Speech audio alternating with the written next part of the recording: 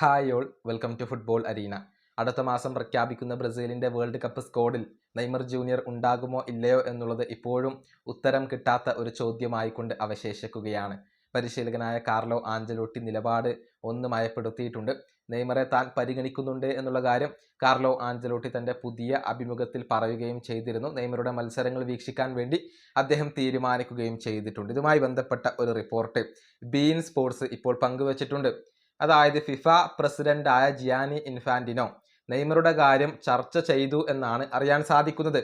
Brazil എന്ന രാജ്യത്തിന്റെ പ്രസിഡന്റായ ലുലയുമായും അതുപോലെ തന്നെ ബ്രസീലിന്റെ പരിശീലകനായ കാർലോ ആഞ്ചലോട്ടിയുമായും ഇൻഫാന്റിനോ നെയ്മറുടെ കാര്യം ചർച്ച ചെയ്തു എന്നാണ് അറിയാൻ സാധിക്കുന്നത്. വേൾഡ് കപ്പ് ടീമിൽ അദ്ദേഹത്തെ ഉൾപ്പെടുത്തുമോ ഇല്ലയോ എന്ന കാര്യത്തിൽ ഇൻഫാന്റിനോ ഈ രണ്ടുപേരുമായും ചർച്ചകൾ നടത്തി എന്നാണ് അറിയാൻ സാധിക്കുന്നത്.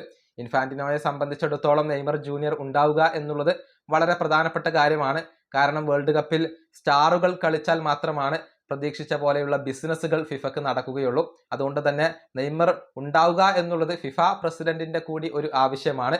ഒരു പക്ഷേ അദ്ദേഹം സമ്മർദ്ദം ചെലുത്തിയേക്കാം, അതല്ലെങ്കിൽ ഇത്തരത്തിലുള്ള ഒരു അഭിപ്രായങ്ങൾ അദ്ദേഹം പങ്കുവച്ചേക്കാം എന്നൊക്കെയാണ് ബീൻ സ്പോർട്സ് ഇപ്പോൾ കണ്ടെത്തിയിട്ടുള്ളത്. ഏതായാലും നെയ്മർ ജൂനിയർ ഉണ്ടായിരിക്കേണ്ടത് ഫിഫയുടെ കൂടി ഒരു ആവശ്യമാണ് എന്നാണ് ഇതിൽ നിന്നും വ്യക്തമാകുന്നത്.